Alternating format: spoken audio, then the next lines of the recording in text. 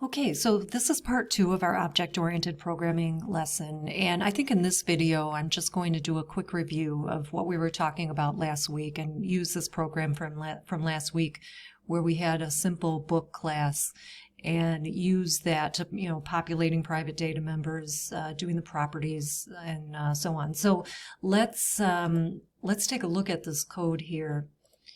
We have our book class, okay, and we have 4 private data members reflecting the attributes of the book, the title, the author, the price. Remember this, I like to use the underscore in my private data members, and then you save the good name, the nice, pristine, clean name without the underscore for the property block. Now, if this looks weird to you, this is because this is an older application, and I wanted to use it just to show you this was kind of an older style of properties that was generated. Now you see the newer style with this current version of Visual Studio that we're using. So, but I wanted to leave this in there just so you can see, because you might run into some code out there in the real world that has this older style, and you want to be able to recognize it for what it is. I also think that the older style was easier to understand what's going on.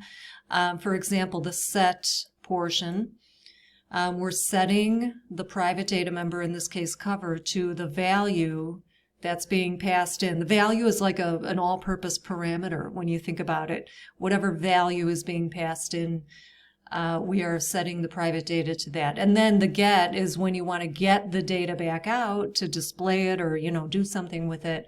And we're just returning that value that's in the private data member.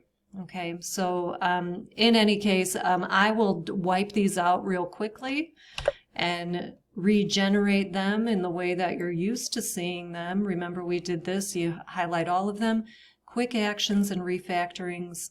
And then this one, encapsulate fields using property. I think these two, if you grab the bottom one by mistake, I don't think it's going to make a difference, honestly. But I'll just grab that one, and this is what you're used to, the syntax that you're used to. So let's go to the form. And in the form load, I'm creating. Now, let me backtrack here. When you design your class or code your class, all you're doing is coming up with a plan, right? You don't have a book object yet. You're just specifying what that book would look like in memory if you decide to create one. Okay, remember the car design and then the car rolling off the assembly line? These are two completely different things that we're talking about. The design itself and then the actual object that results from that design.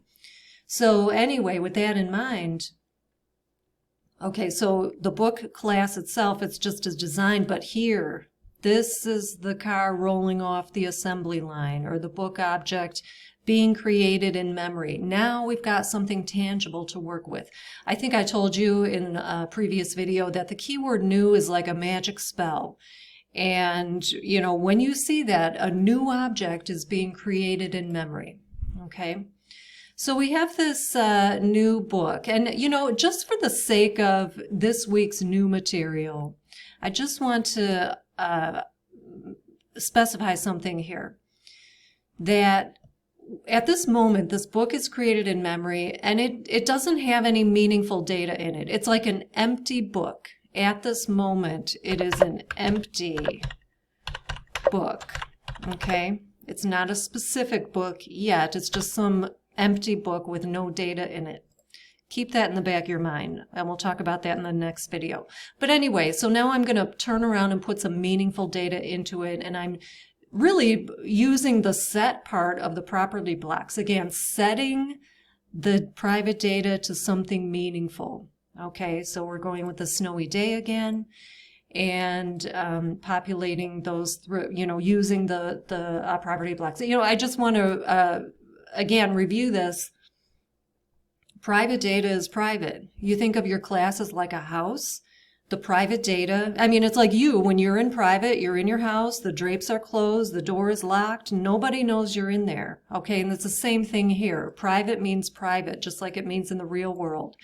And so anybody outside of this class, and that includes our foreign class, doesn't know that these exist. So, and you have to provide some means to access that private data, otherwise it's completely useless. And so we do that through the public property blocks. So the public properties are like the gatekeepers to the private data. Okay, so in any case, we're using the sets to set the data to something meaningful, using those set parts of the property, and then once our book is loaded with meaningful data, we want to get it back out and display it in the controls on the form. And so here in this part, we are referencing, again, just using the dot operator, but what are we really referencing here? The public property, the get part of those properties. And again, this is why we use the underscore for the private data and then use the nice clean name for the properties, because the properties are what are exposed to the outside world through the IntelliSense. Doesn't that look so much nicer to just see author, cover, price, not underscore author, underscore cover? That would look really bad.